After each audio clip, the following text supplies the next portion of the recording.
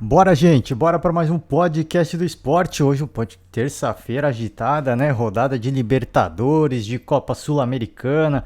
Passar por alguns resultados da Copa Sul-Americana, tá? O Ceará venceu o Independiente 2-1. O Atlético Goianiense 4-0 para cima da LDU, tá? LDU, essa mesmo, né? Alguns devem estar pensando, né? Aquele que venceu o Fluminense na final da Libertadores. É esse mesmo. É esse LDU. Tomou 4-0 do Atlético Goianiense. E o Santos perdeu do Banfield, hein? 1-0, jogo fora de casa. Aliás, essa partida aí, o Santos fez uma força para perder. O Maicon teve um. Antes do gol ainda, quando tava 0-0, o Michael deu uma recuada de cabeça ali. O gol só não saiu por um milagre, né? Depois ele vai tirar a bola, ele corta pra lateral. E aí tudo bem. Aí o Michael fez o corte pra lateral, mas a culpa não foi dele, né? O Urzi, cara, pra quem não viu esse gol, pega pra ver, porque é inacreditável o que esse cara fez, mano. O Michael corta a bola pra lateral, ele pega de primeira e cobre o goleiro, um golaço. Direto, assim, da lateral pro gol. O cara nunca mais vai fazer um gol desse na vida, né? Essa que é a verdade, né? E aí, é aquilo que a gente fala, quando a fase é ruim, a fase é ruim, né? É impressionante. Quando a fase é ruim, a fase é ruim.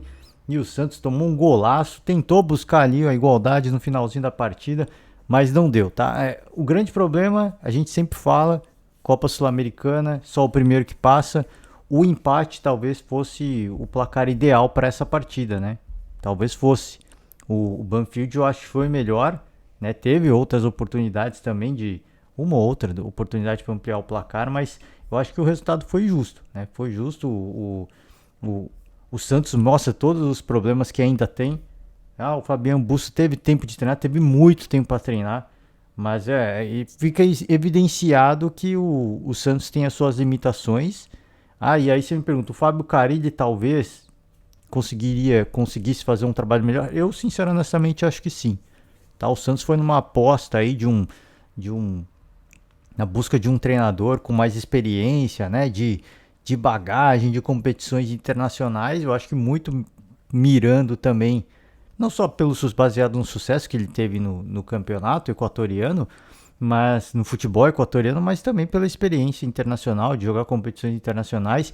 E a Sul-Americana é uma dessas, talvez essas metas, né? De longe, não ganhar título, acho que tem que ser racional, né? Você tem que ser consciente, mas de passar de fase, né? Encher um pouco mais o bolso de dinheiro, porque o Santos está precisando. Então acho que se baseou nisso para trazer o Fabinho Bustos, mas sinceramente nada contra o Fabinho Bustos. Eu acho que o fator Fábio Carilli pesaria muito mais, até pelo tempo que ele teve, a pré-temporada e tudo mais, pela campanha de recuperação, não foi bem uma recuperação, mas pelo menos livrar o Santos do rebaixamento que ele teve na temporada do ano passado. Ele ajudou na construção desse elenco, apesar de fragmentado, apesar de limitado, ele ajudou na construção desse elenco. Os resultados não eram bons, não agradavam, mas o Fábio Carilli é o famoso. Eu não acho que é injusto rotular o Carille como retranqueiro, né? Apenas como isso. Mas o Carille entende que numa fase que o time está num momento de construção, num momento ruim, você precisa ser retranqueiro. E era isso que o Santos precisava nessa partida, né? Então acho que paga o preço, essa gestão do Santos paga o preço pelas escolhas, né? E algumas até precipitadas, mas enfim, é o futebol e a gente só pode torcer pelo melhor. Foi uma partida para se terminasse 0-0, 1-1, eu acho que seria justo do mesmo jeito, porque o cara foi muito feliz, né? Vamos combinar, o cara mais que o Maicon pediu para tomar o gol, já tinha pedido para tomar o gol antes, né? Teve pênalti a favor do Santos? Eu acho que teve, hein? Eu acho que teve uma cobrança de escanteio ali, eu não sei qual o jogador do Banfield.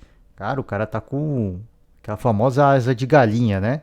A mão na cintura, mas com o cotovelo aberto. E ele faz a projeção para a bola bater no braço dele. Né? Então a arbitragem não viu, não tem árbitro de vídeo, beleza, mas foi pênalti, né? O Santos pode reclamar que foi injustiçado? Pode, eu acho que pode. E se de repente faz um gol de pênalti ali, muda a partida, né? Muda a tônica da partida.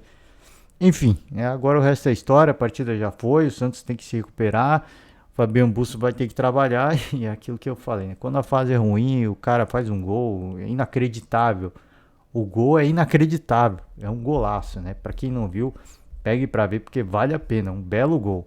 Tá, vamos passar para Taça Libertadores. O Atlético Paranaense empatou em 0-0 com o Caracas, um bom resultado porque a partida foi fora de casa, tá? E aí, vou deixar para falar depois de Boca Juniors e Corinthians, tá? O Flamengo venceu 2-0 o Sporting Cristal, resultado importante. O Flamengo não jogou bem? Não jogou bem. Mas eu acho que o que é importante a gente ressaltar é que o Flamengo venceu, né? Você iniciar uma caminhada na Libertadores pela fase que o time vivia, de muita pressão, de ter perdido o título, cara. E aí tem gente que fala que estadual não vale nada, né? Tem gente que fala que estadual não vale nada, né?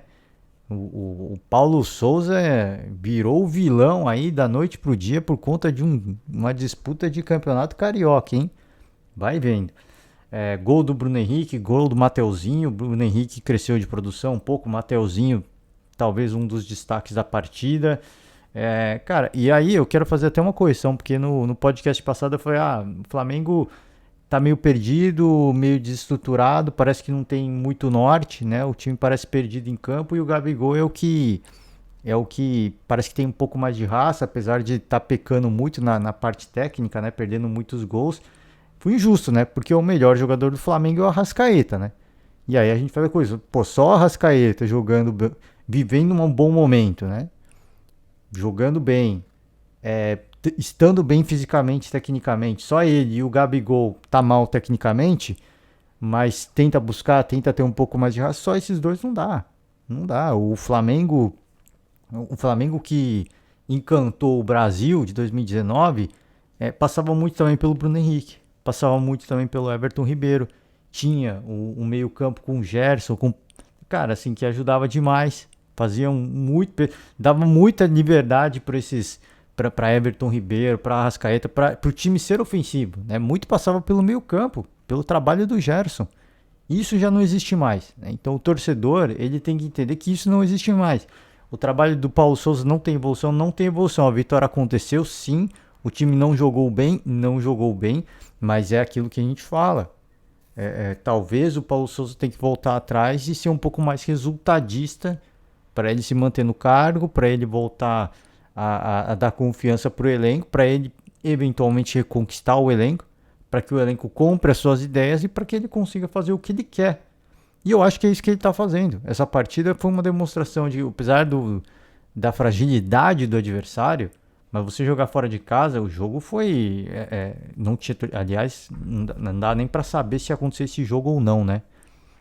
Porque protestos no Peru, a partida não dava para saber se ia rolar ou não. Aí confirmaram a partida sem torcida. Então, assim, foi o melhor dos mundos pro Flamengo, né? Porque não tinha torcida, né? Joga num estádio que tem uma certa altitude em Lima, né? Tem uma certa altitude, não pesa tanto, obviamente. E um adversário fragilizado, eu acho que fez o seu papel, né? Eu acho que foi conservador o Paulo Souza e fez o que precisava ser feito, jogando o que era necessário, e o resultado tá aí. Tem coisas boas que a gente pode tirar. É o que eu falei, o Bruno Henrique, o Mateuzinho, o Arrascaeta é um cara que sempre vai puxar responsabilidade, o Gabigol também é um cara que sempre vai puxar responsabilidade. Então acho que de pouco em pouco o Flamengo jogando feio, talvez se encontre o caminho para um bom futebol. Talvez, é possível. Eu acho que o Paulo Souza agora tem que voltar atrás em alguns dos seus conceitos. Ele pregar um futebol que eu tenho certeza que ele não gosta, que ele gosta de ser ofensivo, mas infelizmente esse é o caminho para ter resultado. Neste momento, sim. Eu acho que ele voltou, ele reconheceu que não estava dando certo. Vamos fazer dar certo. Do jeito que dá, não vamos jogar bonito, o torcedor vai reclamar, mas a gente vai trazer as vitórias. É isso que precisa ser resultadista, então nós vamos ser, né?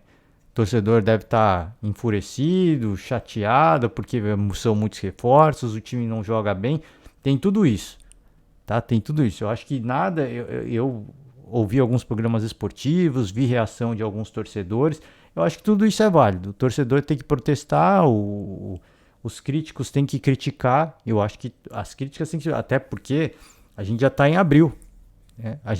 Nós já estamos em abril. Já teve tempo para Paulo Souza colocar os conceitos dele tentar colocar os conceitos dele dentro do Flamengo e não deu certo. Então é hora de voltar atrás e repensar algumas coisas, né? Não tem demérito nisso. Ele é um cara, parece ser um cara estudioso. Ele tem os conceitos de jogo dele e agora ele vai ter que criar conceitos novos para colocar, para moldar esse Flamengo. Ele veio com umas ideias da Europa, certamente que veio, certamente que ele tentou colocar isso dentro de campo e não deu certo. Agora, para a gente ter a convicção de que ele é um grande treinador, para ele demonstrar a grandeza dele, ele vai ter que montar um esquema tático com base nas experiências dele, mas não iguais, que vai funcionar com esse Flamengo. Se vai funcionar ou não, não sei, né? Porque ele veio pro Flamengo, leu material sobre a história do Flamengo e tudo mais, veio já conquistou a torcida muito rapidamente, né? Uma coisa é você entender o clube, a história do clube, a instituição, a entidade que é o Flamengo. O que eu acho que faltou ao Paulo Souza foi ter estudado o elenco que ele tinha nas mãos, né? O Bruno Henrique jogou muito desse jeito, o Arrascaeta jogou muito desse jeito, o Everton Ribeiro, o Gabigol, o Pedro quando entrava, tinham outras peças aqui na zaga, no meio campo que a gente não tem mais, a gente vai ter que adaptar. Eu acho que faltou isso para o Paulo Souza estudar, né? De ele entender as peças que ele tinha na mão, no elenco, que jogou bem. Óbvio que não era para ele copiar o Jorge Jesus, ele nem foi contratado para isso, mas para que os atletas rendessem mais, ele precisava entender e ter essa conversa no tete a tete com o jogador. Olha, eu sei que você jogou melhor assim, o meu conceito de jogo é esse, tá? Eu tô querendo mudar, tô querendo fazer uma experiência, você topa? Né? Não sei se rolou essa conversa, mas aparentemente não. Né? E aí eu vejo ainda alguns comentários falando, pô, o Paulo Souza ele fez uma mudança da noite pro dia, foi um choque muito grande. Ele foi contratado para isso. Né? O que a galera parece que não se recorda é que o Paulo Souza veio para mudar tudo.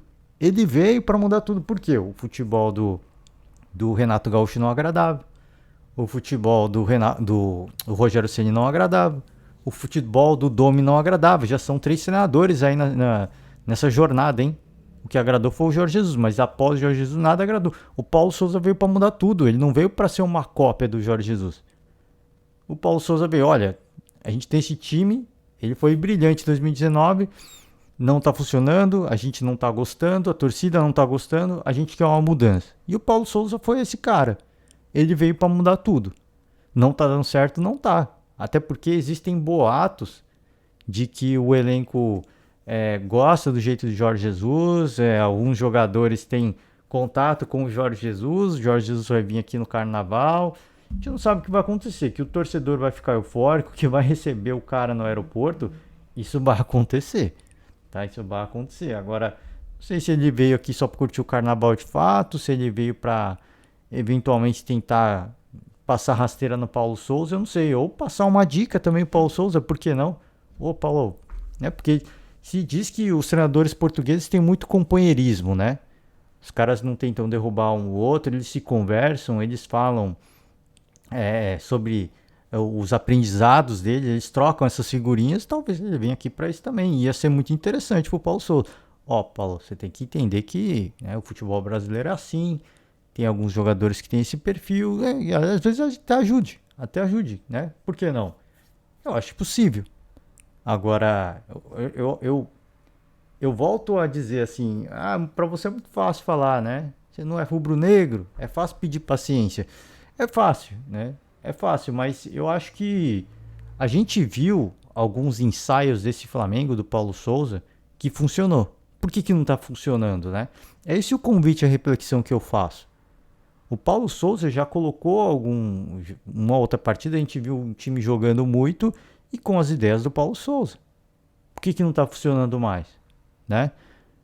Obviamente que os jogadores não estão interessados. Quando os jogadores estão interessados, eles jogam mais. A gente vê o Palmeiras, quando os jogadores estão interessados no que o técnico tem a mostrar, a gente vê o melhor dentro de campo. E o Palmeiras nem é considerado o melhor elenco do Brasil, em termos de nome, em termos individuais. O Palmeiras tem o melhor conjunto, mas o melhor elenco não. E olha lá, e aí isso é questionável, o melhor conjunto. Eu acho até questionável, porque o Galo também tem um baita conjunto, né? E um baita elenco, individualmente falando. O Galo tem o melhor dos dois mundos, né? Talvez. Então, rendeu, por que não rende mais? Por que tá evoluindo? Isso tem que ser estudado. É diferente, por exemplo, do Cacique Medina no Internacional. O Cacique Medina, o Internacional nunca fez uma grande partida. Fez, talvez, eu acho que a melhor partida do Cacique Medina talvez tenha sido o Grenal, aquele 1-0, né, no Beira-Rio. Mas, pô, que o Grêmio não existiu naquela partida também, né? Vamos combinar, o Grêmio ajudou demais. Teve todos os méritos, o time entrou com raça, tem tudo isso. Mas o Grêmio ajudou bastante, né? E depois a gente viu o resultado dos aprendizados do Grêmio, né? Então e aí é que eu falava, pô, o problema do Cacique é que a gente não vê a evolução. Não tem uma partida que você fala, poxa, tem coisa boa aí, né? Tem coisa boa. Agora o Flamengo enfrentou um time de Série A, o atual campeão brasileiro, o atual campeão da Copa do Brasil, e quase arrancou um título do Galo. Quase, foi nas penalidades, aquelas penalidades intermináveis, né? Então acho que tem coisas boas, a gente viu coisas boas. A gente viu coisas boas. É fácil pedir paciência? É fácil. Agora, eu acho que tem que ter paciência. Porque ele foi o treinador contratado para mudar as coisas. E o torcedor entendeu isso naquele momento. O Paulo Souza não veio para ser o Jorge Jesus 2. Ele veio para ser Paulo Souza. Então eu acho que tem que dar tempo. Eu acho que aí vai caber uma gestão profissional da diretoria, de todo mundo. Ter essa conversa de modo profissional para entender, olha, tem coisas que não estão dando certo, a gente vai ter que jogar junto agora e resolver. E aí de todas as partes, não só da gestão, mas dos jogadores e do próprio Paulo Souza, da comissão técnica. Entendeu? Olha, tudo bem, cheguei para mudar, não deu, vamos fazer do jeito de vocês. Mas se não der certo, vai voltar pro meu jeito. E aí eu quero comprometimento. O problema é que agora não tem mais tempo para fazer isso, né?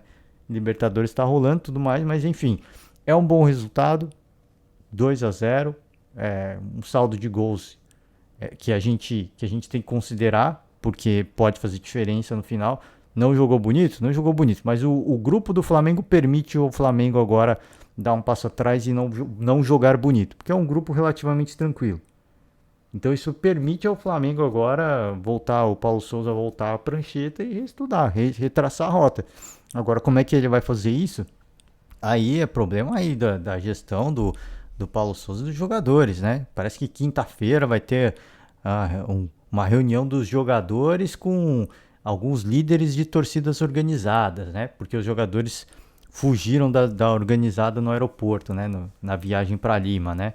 Era aquele famoso olé, né? E aí, já pra torcida não ficar irada, diz que os líderes do elenco já falou pro Marcos Braz marcar esse encontro, isso vai acontecer. Eu acho um pouco amador isso, tá? Acho um pouco amador. A gente tem um exemplo recente da Leila Pereira, né, o presidente do Palmeiras, se encontrando com o líder de organizada. Você vê o que aconteceu. Houve um racha, né, da presidente com a organizada. Houve um racha. Então você vê, às vezes é um relacionamento que ajuda, mas tem hora que é prejudicial, né? Eu acho que um certo amadorismo isso. Tudo bem, os jogadores que pediram. Legal, eu acho legal, mas eu vejo prejudicial porque às vezes os jogadores vão defender o lado deles nessa reunião e vão jogar o Paulo Souza na fogueira, né? Pode ser que isso aconteça. Eu me preocupo por isso. Porque aí um cara que veio para mudar as coisas, para reformular o Flamengo, ele não vai mudar nada, né? Ele não vai ter tempo. E aí, de acordo com o caminhar das coisas, se o Jorge Jesus de fato estiver interessado em voltar para o Brasil, né, a gente pode esperar o Jorge Jesus do futuro do Flamengo. Que é o que o torcedor quer? Sem dúvida que é. Mas o Jorge Jesus de novo não vai fechar o contrato longo, vai fechar um contrato de 2 anos aí, mas obviamente mirando em voltar para a Europa, fazendo muita força para voltar para a Europa. Por isso, esse é o problema, assim, o torcedor pede a volta do Jesus, se vier, se fechar, vai ficar eufórico. Mas o Jorge Jesus é o que sempre fala, né? Os caras vêm pra cá já pensando em voltar pra lá. Você acha que o Abel Ferreira não tem vontade de voltar pra Europa? É óbvio que ele tem. Mas ele se identificou tanto com o clube, ele sabe que não vai ter mercado nas principais ligas. Vou ficar no Palmeiras. Pra que eu vou pra Espanha pra treinar um time que não vai competir por título, que eu sei que não vai competir? porque não tem grana, não tem poder financeiro, não tem estrutura. Eu não vou. Vou ficar onde eu sou ídolo, onde eu me identifico, onde as coisas estão dando certo, onde eu posso ganhar títulos. É isso. O Jorge Jesus não, ele vai vir, o Jorge Jesus já é um cara que tem mais nome, já assumiu o Benfica, ele sabe que ele consegue, né? E eventualmente voltar para a Europa num clube de mais expressão, ele sabe disso. E aí vem para cá para quê? Fazer um ano, fazer 6 meses e voltar para lá? Acho que é pensar a curto prazo, assim, sabe? Ah, tudo bem, ele vem, ganha Libertadores, ganha Brasileiro de novo e tá tudo certo. São dois títulos muito bacana, vai entrar para a história, o torcedor vai ficar feliz, mas depois acaba tudo de novo. É isso que o torcedor quer? O torcedor não quer um trabalho de longo prazo como mostra o Palmeiras. Quinto título da Abel Ferreira e não tem, assim, no curto prazo não tem data para isso acabar, porque o cara é um monstro, né? Ele segue estudando, ele segue evoluindo. É complicado, assim, é umas trocas que eu não acho interessante, mas aí a decisão vai ficar aí para a gestão, isso é dor de cabeça para a gestão do Flamengo, né? Vamos falar aqui do grupo do Corinthians, tá? O grupo do Corinthians, cara, os favoritos, isso, pô, pelos nomes, né? Corinthians campeão de Libertadores invicto, né? Boca Juniors, um dos maiores campeões da competição. Pô, os dois perderam de 2-0, hein? Os dois favoritos do grupo perderam de 2-0. Fora de casa, claro, é bom a gente frisar, mas um resultado inesperado. Né? Um resultado inesperado. Dois adversários com elencos, o Boca se reestruturando, o Corinthians com um elenco bastante experiente, né? Que exatamente apostou nessa experiência para fazer uma boa Libertadores, para fazer uma grande competição, para voltar a sonhar com o título. Né? Então eu acho que o resultado ele é frustrante assim, para o torcedor corintiano, acho que para o torcedor do Boca também, tá?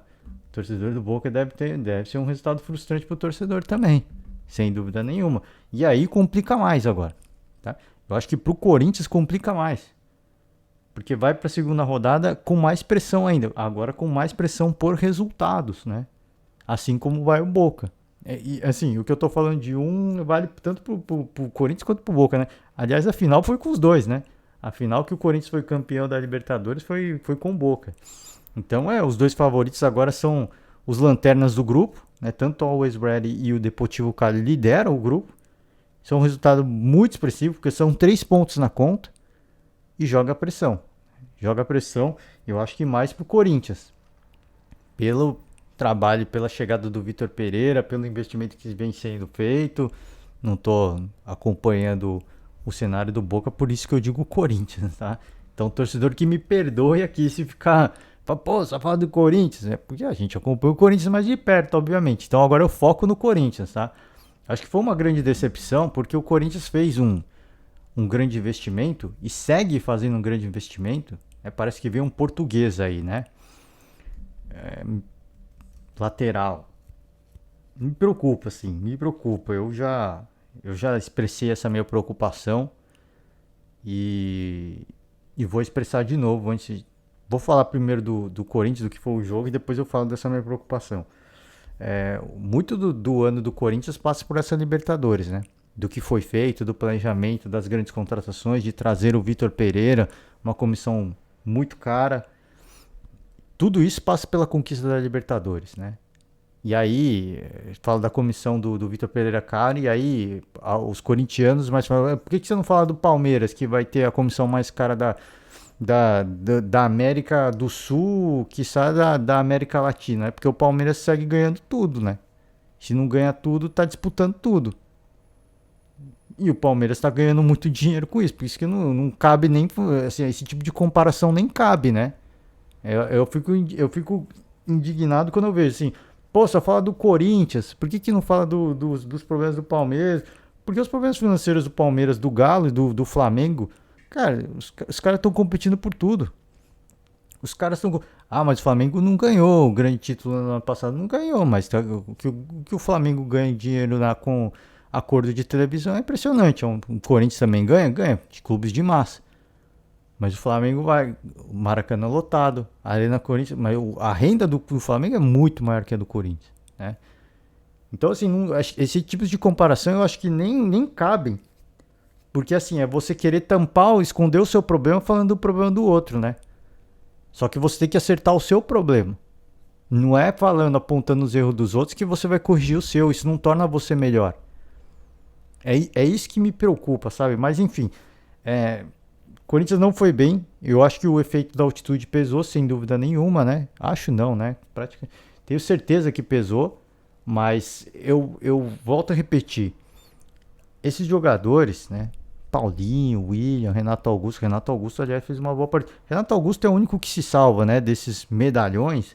Renato Augusto segue fazendo boas partidas, né? E ele fez mais uma boa partida. Agora o Paulinho não existiu. O William também não sei, tá fora de forma, tá fora de ritmo. A altitude pesou? Pesou. Tá? Mas eu vou repetir. Esses caras vieram pela experiência. O Paulinho sabe o que é jogar na altitude. Ele sabe o que é jogar na altitude. E ele não vem rendendo, né? O Paulinho sabe o que é jogar um clássico. Ele sabe o que é o futebol brasileiro.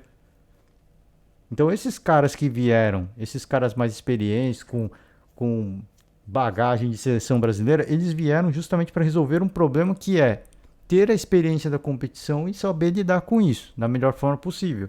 Fora a qualidade técnica, indiscutível, né? Isso não acontece. Os caras foram para jogar na altitude e a gente não viu nada. O primeiro gol do Always Red sai num lance de penalidade do João Pedro infantil, né? Juvenil. Cabe a discussão, eu acho que o puxão do João Pedro começou fora da área, tá? Parece que começou ali no limite, mas fora da área. Mas o puxão que ele deu é bizarro, assim. É um tipo de lance que não dá pra você fazer. É juvenil, é que eu falar de novo, é juvenil. Aí você comete esse tipo de penalidade, o Always Ready abre o placar e acabou. Tudo aquilo que o Vitor Pereira tinha planejado acabou, foi pro saco. Porque o Corinthians tem que sair pro jogo, mas o Corinthians teve chute a gol, teve mais tentativas, mas poucas tentativas de risco, né? Cara, assim, não teve uma grande. Eu acho que não teve um grande lance de perigo do Corinthians, tá? Sincero, honestamente. Teve chute, o goleiro defendeu, mas assim, aquela bola que já chega mascada, né? E o goleiro defende fácil. Acho que não teve um grande lance que fez a torcida do Always Ready suar frio. Acho que não teve.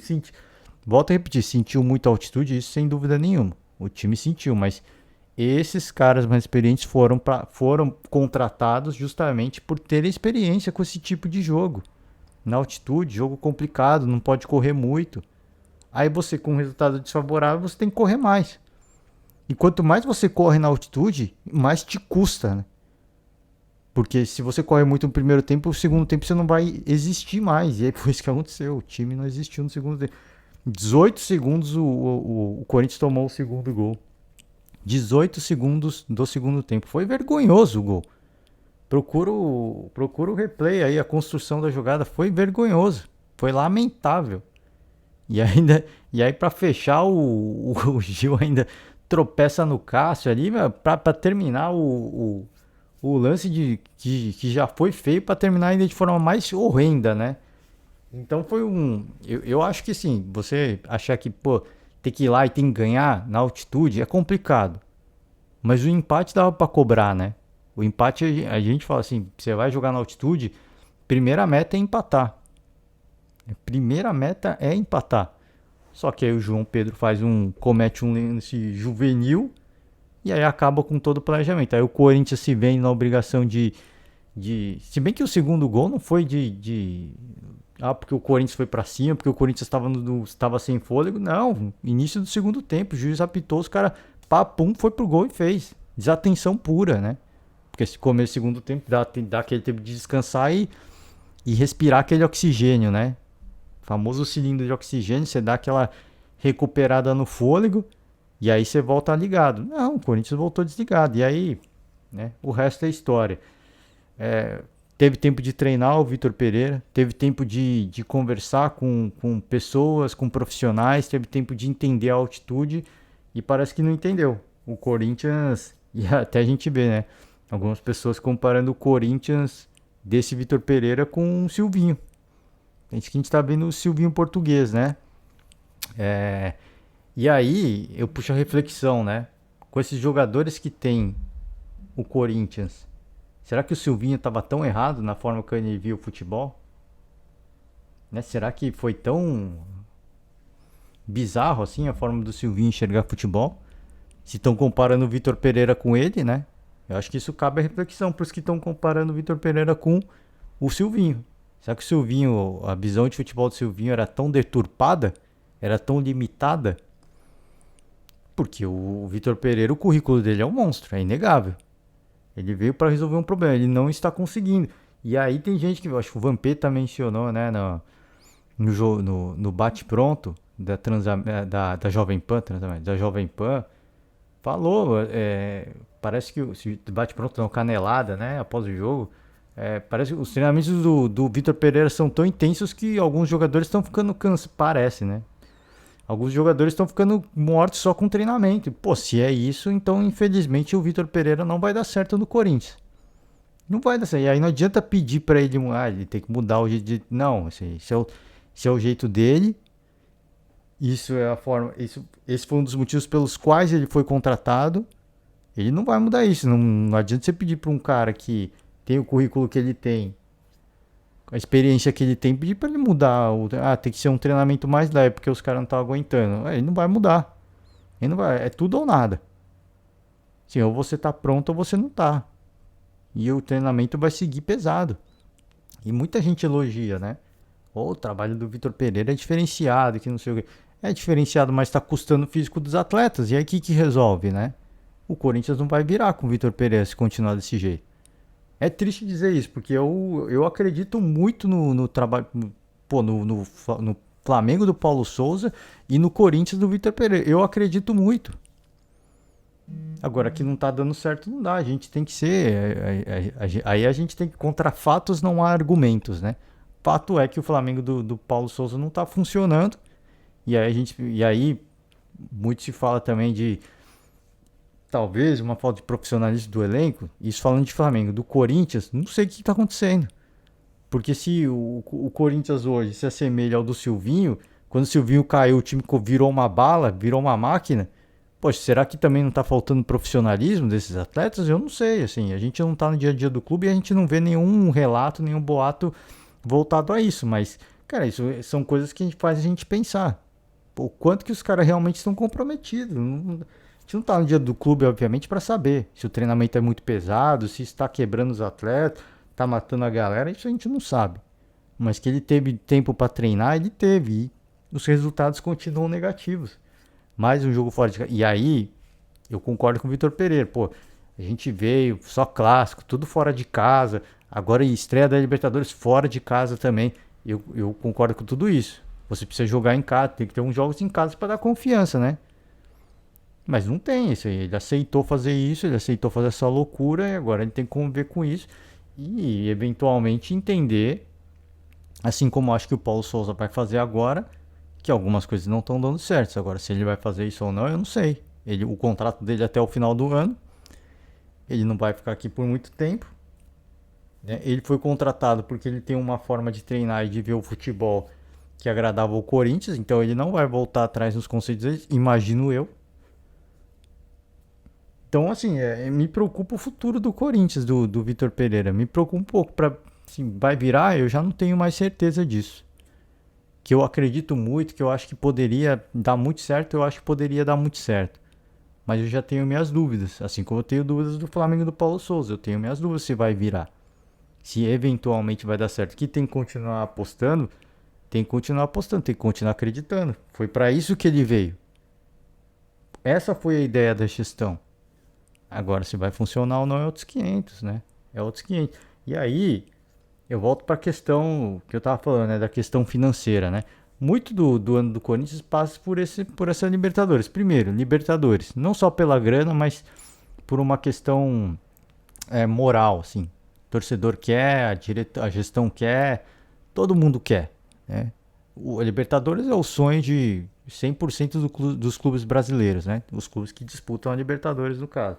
Você vai para a Libertadores, a sua prioridade natural é a Libertadores. Hoje sim, é ser campeão da Libertadores. Talvez o Galo ano passado não tanto queria ganhar a Libertadores, sim, mas o Brasileirão acho que foi mais importante pelo 50 anos, né, que não ganhava o título brasileiro. Então talvez o Brasileirão teve uma certa prioridade, assim como aconteceu com o Palmeiras também, com o próprio Cuca, né? Que não ganhava um título há muito tempo e o Cuca voltou a ganhar. Aquele ano, sem dúvida nenhuma, o Brasileirão foi a prioridade do Palmeiras. Mas agora essa temporada não, todo mundo é 100% Libertadores. O foco é a Libertadores. A Libertadores é a cereja do bolo, né? É a estrela no topo da árvore de Natal. E muito do ano do Corinthians passa por a Libertadores. Os investimentos que foram feitos para a Libertadores, pensando na Libertadores. E não tá dando certo. E aí fala-se em contratação de um português, um lateral português. A gente teve aquele caso da Townsend não pagar o, a parte do Paulinho, do salário do Paulinho, e o Corinthians continua trazendo gente. Me preocupa essa questão financeira. Tá? E aí, a gente traz isso à tona, e aí eu admiro, e eu já puxo aqui, porque o Neto ele é explosivo, né? Admiro demais o craque Neto, eu gosto muito dele. Mas ele fica blindando o Duílio. Eu não sei o que ele tem com o Duílio, né? Ele fica blindando o Duílio. Ah, na gestão anterior do Andrés, né? O Duílio era diretor de futebol. Ah, mas aí ele não mandava. Quem mandava era o Andrés, o Duílio só assinava, só aparecia na foto. Agora o Duílio é presidente. Quem manda no Corinthians hoje é o Duílio, não é o Roberto de Andrade nem o Alessandro, porque o craque Neto coloca a culpa no Duílio, no Roberto de Andrade e no Alessandro. Vocês têm que sair. Cadê? Eu quero ver prestação de conta desses caras. Eu quero ver vocês dando entrevista, quero ver dar cara a tapa. Quem manda agora é o Duílio. Então tudo de errado que está acontecendo é, na minha visão, se a gente fazer o paralelo, já que o Duílio era diretor de futebol e o erro era do Andrés, então 100% era erro do Andrés, então 100% é erro do Duílio hoje. Cara, me preocupa demais essa questão do... E assim, eu quero acreditar que não, tá? Mas a gestão do Duílio já se tornou irresponsável. E no final da história, se nada der certo, aí os personagens como o craque Neto vão pôr a culpa no Roberto de Andrade e no Alessandro, e não no Duílio. Mas quem fez a gestão ruim foi o Duílio. Mas ele não consegue ver, ele tem alguma coisa com o Duílio que ele não consegue ver, e ele não, infelizmente, assim, a minha melhor fonte de informação sobre o Corinthians era o Neto, porque, pô, ele fazia todos os programas falando dos problemas do Corinthians. Agora ele não fala mais. Quando tem que falar de problemas, ele prefere apontar os problemas do Palmeiras, do Galo, do São Paulo, do Santos. E aí, quando chega no Corinthians, se tem que falar mal do Corinthians, então é Roberto de Andrade e Alessandro, não é o Duílio. Cara, assim, tá me preocupando demais essa gestão. E assim, as pessoas que podem falar, cara, assim, no auge do seu clubismo, elas não estão falando. Elas estão fazendo vista grossa, elas estão tampando só com a peneira, é o que eu falo. Você apontar os problemas do Palmeiras pra desviar a atenção do Corinthians, cara, assim, os seus problemas vão continuar lá, isso não vai mudar nada. E o problema do Palmeiras é muito menor que o do Corinthians. Isso eu garanto. Isso não só eu garanto, isso 100% das pessoas garantem. Tá? Então, você querer esconder os problemas do Corinthians, querendo apontar os problemas que tem o Galo, querendo apontar os problemas que tem o Palmeiras, que tem o São Paulo, que tem o... Cara, isso não vai resolver o problema do Corinthians. O problema do Corinthians está aumentando.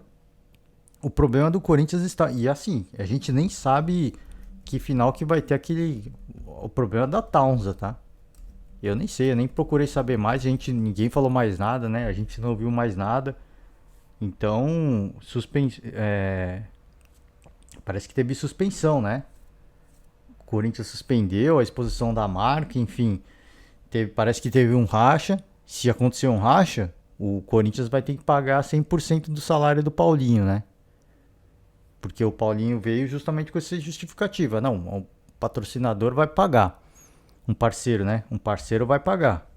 Parceiro vai pagar. Aparentemente não vai pagar mais. Aparentemente aconteceu um racha. E aí a gente não tem notícias concretas, né? Porque existe contrato entre as partes, que não pode falar muito sobre o assunto, né? Confidencialidade e tudo mais. O que parece houve uma suspensão aí do contrato, não sei, houve um racha. E se houve um racha, a Townsend não vai pagar mais o salário do Paulinho, né? E aí como é que fica, né? trazer, você ouvindo que vai vir um lateral português, como é que fica? O Vitor Pereira que vai continuar pedindo reforços, como é que fica, né? Assim, o futuro para mim é muito nebuloso.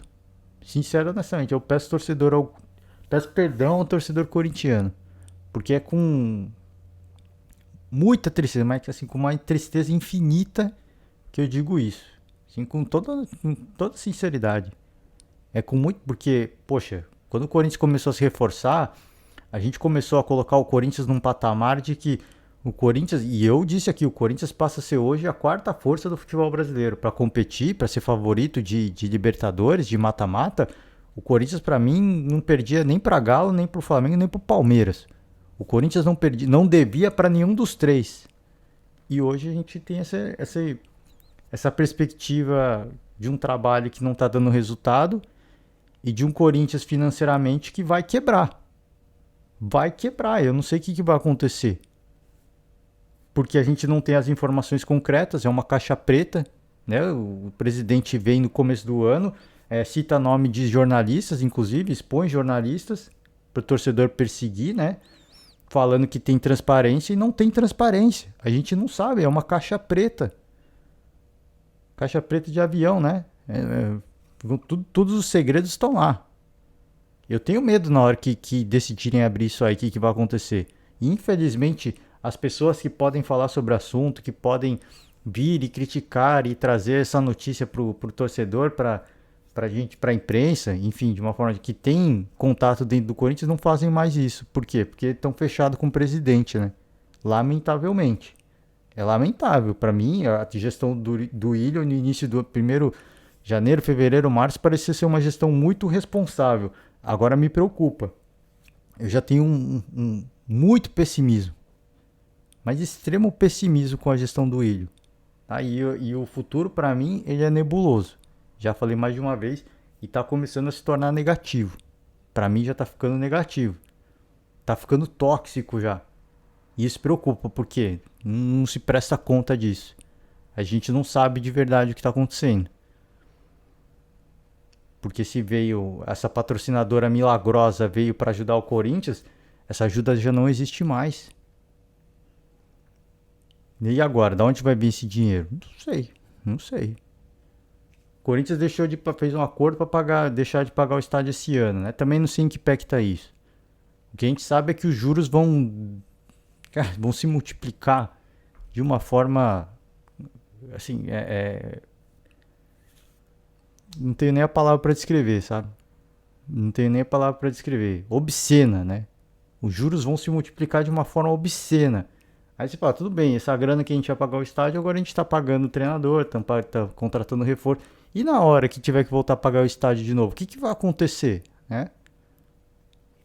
Cara, assim, dá medo, sim. Dá medo, de verdade. E, de novo, assim, a gente não gosta de longe eu quero ser o pagar de agente do apocalipse. De longe, assim. Eu quero ser o cara, pô, eu quero ser o cara que vai vir no podcast e falar, cara, o Corinthians segue favorito. O Corinthians, pra mim, segue favorito, mas já não é mais, assim. O futebol a gente não vê resultado, não vê o retorno esportivo e essas coisas que estão acontecendo vão deixando o cenário, o futuro cada vez mais pessimista pro Corinthians.